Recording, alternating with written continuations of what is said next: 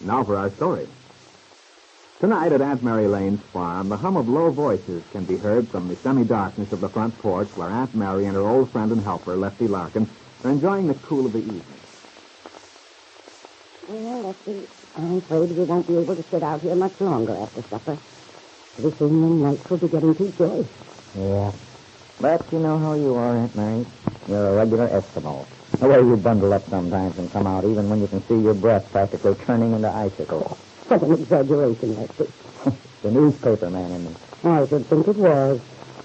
Anyway, I guess I'm as much of a fresh air fiend as you are. Mm-hmm. That's why Peggy always has such a struggle getting you into town to see a picture. Well, darn it, those places are always so stuffy. If they'd put air conditioning in it, the Bijou wouldn't mind. Anyway, I'd trade most of those Hollywood productions for a good book any day. I don't know, Lefty. I rather like to see a movie once in a while. Especially the musicals. All the young people singing and dancing. Well, Aunt Mary, looks as if you'll have a chance to see our own young people singing and dancing pretty soon. When this fancy supper club thing of Belle Sipley's open. Maybe there's something in the paper tonight about it. Yes, sir. I didn't see it. When does Lily plan to get it started, Lefty? This next weekend, apparently. You know what they've named it? No. The Supper Club? Well, that's what we've been calling it. But it does make a nice name. Friendly, intimate sounding. Yeah. All I say is I hope Wakefield will be friendly to it. Well, shouldn't they be? There's a real need for a place like that. A real need. I know you always thought so, Aunt Mary. But I just wonder if it'll get enough business from the local folks to make it pay. Why shouldn't it? Well, people around here aren't used to that sort of thing. They're liable to fight shy of it. I don't know, Lefty. Belle Sipley's nobody's fool. You must know if it has a chance in a town this size. I confess I don't know for sure, but I'm sure Belle does.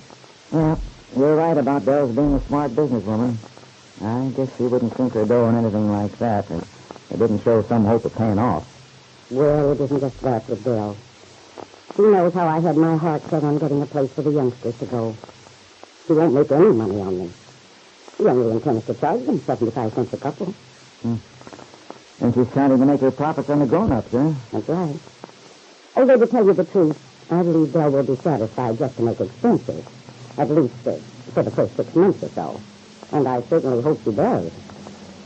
That must be Peggy and Bill. Mm-hmm. Good night, Bill. See you tomorrow. Peggy certainly sounds happy. Happier than she's been in a long time. Yeah. Hello, dear. Hello, dear. Did you have a nice time? Oh, wonderful, Aunt Mary. I suppose the Bijou was as smelly as ever. Oh, Lefty, what a way to talk. Well, it was a good show, anyway. And Carl and Mario decided came with us.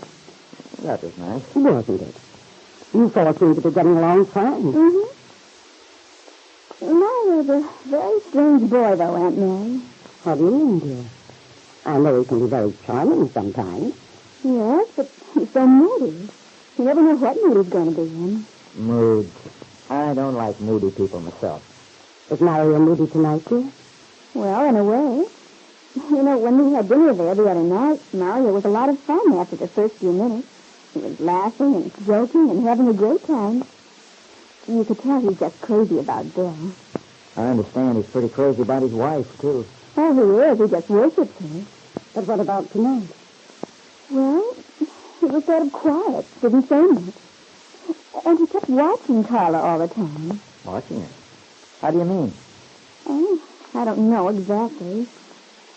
Maybe I'm imagining it because of that trouble we had last week. But it is sort of a strange situation. I don't get you. What trouble? I haven't heard about anything happening. Well, there's really nothing much to it, Lefty. It's all so vague. But it seems as if there was a silly rumor going around about Bill and Carla Disguise. What? Of all the fool things, that's silly. Oh, of course it's silly, Lefty. But Bill and I both heard it at separate times. And apparently Mario heard it, too. Well, of course you can't blame him for taking it more seriously than we did. Naturally, we knew there wasn't any truth in it. Small-town gossip. And if the scary had any sense, he'd know there wasn't any truth to it, too. Well, he does now. It was just that one day that he acted so rude. The day Bill and I told him we were going to be married. Of course, we didn't know what to think. And then the next day, Carla came over to see Aunt Mary. Aunt Mary said she could tell that Carla was upset about something. Mm-hmm. And she finally came out with it. She was afraid Mario had hurt Bill's feelings. And Peggy's, too. I don't wonder. Anyway, she had what seemed to me to be a very sensible idea. She wanted Bill and Peggy to go over to their place for dinner. I know she felt that if they all got together, had a good time, Mario would realize how foolish it was to believe any malicious story he may have heard. Well, I don't know as I'd have gone if I'd been Peggy and Bill. Not unless Mario apologized first. Well, he didn't feel much like it, considering the way Mario had acted. And I don't blame him. Oh, Betsy. Well, I don't. Well, anyway, the next day I saw Mario and we had a little talk. And I believe he realized how foolish it was of him to doubt Carly even for a minute. And you know, once he admitted that, he was like a different person. So, to prove Aunt Mary, we went over there. We had a wonderful time, too. But tonight, Mario was sort of gloomy again. I guess it's just that he's moody. So we left right after the show, but Bill and I stopped in to get something to eat. Oh, which reminds me, we've got the plans for our house all drawn. You have, dear? Uh-huh. When did this happen? Tonight, we started drawing them on the tablecloth. The tablecloth? Mm-hmm. Well, that's what the artists are always doing in Paris, at least in books. Oh. But then we realized we couldn't take the tablecloth home, so we transferred them to the paper napkins. I must say that was very sensible of you. Wasn't it? We had a lot of fun. That sounds riotous. Now, Lefty. Okay, Aunt Mary, I'll be good. You better. Well, when did the carpenters get to work on this great project, Peggy? Oh, not for months and months, maybe. You see, Bill wants to wait until he has quite a bit of money saved up ahead. And then we want to get the house all built and finished and everything first. Start out all new. That's a good idea, Peggy. It never hurts to plan things out carefully. Yeah. And speaking of plans, Peg, before I'd start putting that house up, if I were you and Bill, I'd hand those fancy paper napkin plans over to a reliable architect. Bill may know his way around so far as loans and agriculture go, but what he doesn't know about stresses and strains would probably fill a couple of books. Well, of course, we'll have real plans drawn up before we start, Lefty. Well, you never can tell what love will do. Oh, you. Goodness, we aren't that dumb.